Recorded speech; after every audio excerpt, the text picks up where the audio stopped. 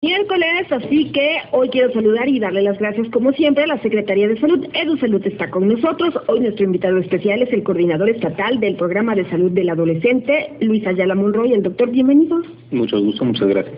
Encantadísima de que estés nuevamente aquí. Néstor Cabrera, también bienvenido como siempre. Muchas gracias, Rosana, gusto saludarte. Pues igualmente, Néstor, pues platícanos hoy el tema de este día que hemos preparado. Claro que sí, mira, hoy vamos a platicar sobre la prevención del VIH. El lunes pasado, 1 de diciembre, se conmemoró el Día Internacional de la Lucha contra el SIDA. Fíjate que en datos de la Organización Mundial de la Salud, en el mundo hay más de 35 millones de personas infectadas por este virus y desafortunadamente también más de 3 millones de niños padecen esta enfermedad. Es una enfermedad muy importante, es un problema de salud pública. Y bueno, también quiero compartir que todos los adolescentes pues son vulnerables, ¿no?, al VIH, claro, porque tiene que ver con los cambios físicos y emocionales que ellos presentan en esa etapa de la vida.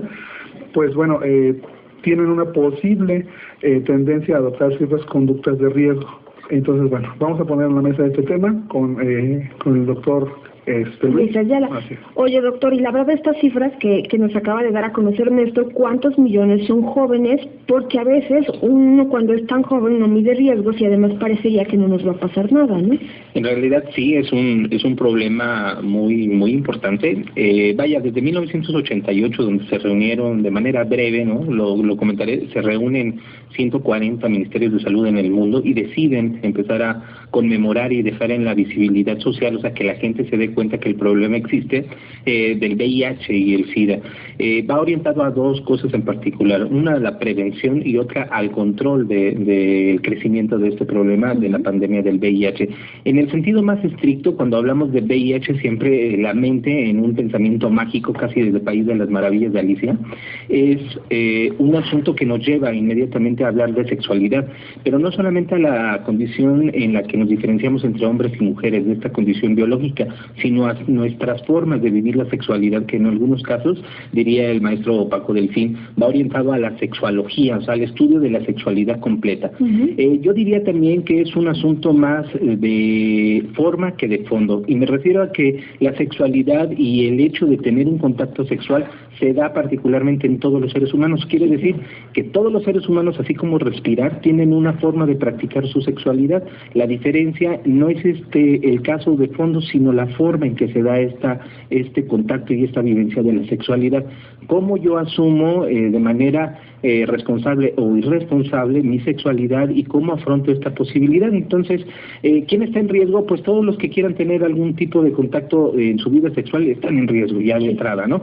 Mucho más allá está más identificado con los jóvenes. Estamos hablando que si tenemos 1.400.000 alrededor de esa cifra de adolescentes en el estado de Veracruz, solamente por poner una cantidad, y estamos hablando que es más del 18% de la población del estado, tenemos muy bien sabido que inician su vida sexual en estas edades. Según OPS, nos dice que entre los 14 y 16 años para esta región del continente, y muy probablemente muchos de los chicos que están en estos, ¿qué horas son? 1:39. O sea, más o menos entre este horario, para que los papás empiecen a echar cuentas, y entre el horario que salen los papás, ¿no?, ellos pueden empezar a tener sus primeros contactos sexuales. No, esto no lo vas a evitar. No puedes salirte del trabajo todos los días, ponerles un grillete de identificación GPS. Ni los vas a encerrar a tus hijos con candado, claro, sí. O sea, esta posición del siglo XVII, donde creemos que si prohibimos el contacto sexual va a haber seguridad de que no estén en riesgo, pues prácticamente es un pensamiento muy mágico, no muy idealista. La realidad es de que los chicos tienen contacto sexual, no nos piden autorización para tenerlo, no lo podemos evitar. Sin embargo, sí les podemos decir las formas seguras, responsables y con menor riesgo que puede darse esto. Si es que tus hijos deciden tener un contacto sexual, qué mejor que sea con el uso de un condón, que sepan perfectamente bien el uso de métodos antifecundativos, que son antes llamados anticonceptivos, y bueno, sobre todo la información en sexualidad. Hay un paradigma clásico, dicen es que los chicos ya no tienen educación sexual. Sí tienen educación sexual. La forma en la que ellos recibieron educación sexual es cómo te comportas tú como papá a la sexualidad? O sea, ¿cómo asumes esa responsabilidad? Yo creo que al contrario, ¿no? Ahora hay más información. Hay mucha información. Lamentablemente no toda es verídica porque en las redes sociales, por ejemplo, de pronto circulan temas que no son, ¿no? Pero finalmente creo que ahora tienen más acceso. Sobre todo a la información. Sí, a la información, exacto. La información de casa. Y tú vas a decir, papá, que nos estás escuchando, que vas en el taxi, en el colectivo, en el carro, donde sea que nos estés escuchando, ¿cómo yo educo a mis hijos? Educo desde la forma en que trato a una mujer, educo desde la forma en que trato a un hombre, educo desde la forma en que asumo mi responsabilidad y de cómo hablo de la sexualidad. En México es muy común encontrar que las cosas las hacemos pequeñas, ¿no? Si queremos referirnos a una persona que bebe, es un borrachito, ¿no? Si queremos referirnos a una persona que tiene sobrepeso o obesidad, es gordito, ¿no? Entonces, en muchos de los casos esto nos hace creer que no asumimos una responsabilidad directa y responsable de los temas de la sexualidad. Es muy común que el estigma esté marcado, pues es que eso le pasó por loquita. No le pasó por loquita, le pasó por tal vez no conocer los medios en los que se depende menos riesgo.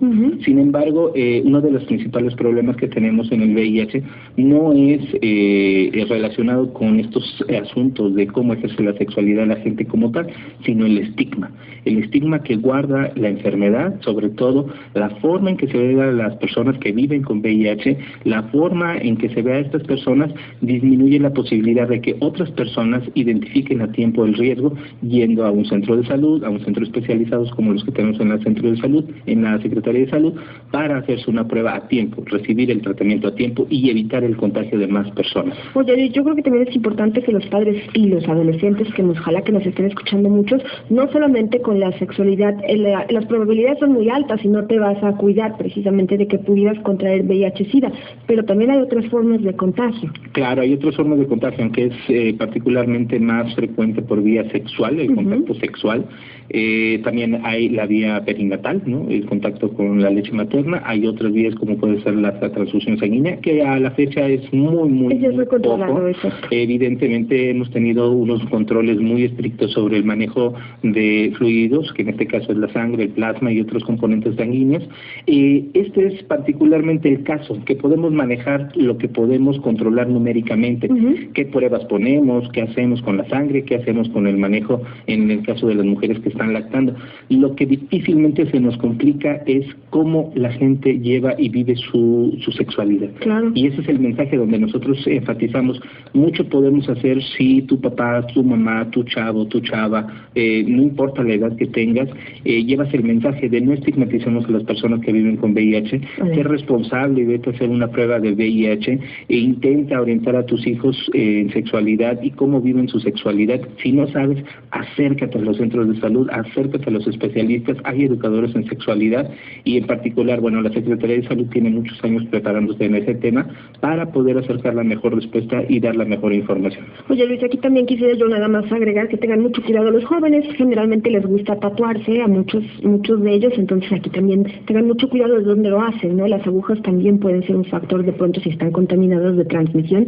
Si no sabemos que estas agujas son nuevas, que no deben de estar obviamente reusadas, no sabemos lamentablemente quién las ocupó, ¿no? Entonces, claro, tener mucho cuidado aquí también. Sobre todo el uso de perforaciones y tatuajes, pues tiene que ser en un lugar certificado, de preferencia registrado, deben de tener un registro sanitario y esto lo somete a un rigor de supervisión que les evita que puedan tener mayor riesgo las personas que acudan.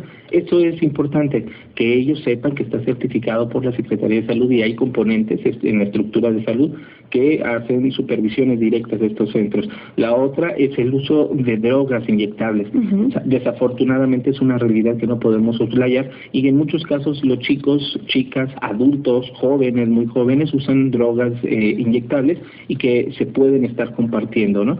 Muchos de los casos vamos a tener una dificultad en hacer llegar el mensaje por estas vías, pero si tú nos estás escuchando y sabes que hay alguna persona que utilice, vale la pena que le acerques la información en una de esas, salvas una vida. Claro. Luis, finalmente te pediría y te preguntaría, yo sé que para muchos jóvenes es difícil de pronto hablar con sus papás sobre el tema de la sexualidad o viceversa. ¿Pueden acudir a ustedes, que son los especialistas? Claro que sí, no tienes nada que perder. En el caso de no tienes que acudir a un centro de salud de manera inmediata, si quieres en este mismo momento puedes llegar a Facebook, que yo creo que todos los jóvenes lo conocen, y rápidamente buscarlos como Tu Salud es la Neta. Ahí nos ubicas, tienes información, tienes una vía inbox donde nos puedes mandar un mensaje, nosotros te damos información donde ubicar una persona que sepa y pueda recomendarte alguna orientación en sexualidad. Y bueno, para los maestros y padres también, si tienen dudas, acérquense vía directa por Facebook, que desde el teléfono inteligente lo puedes hacer.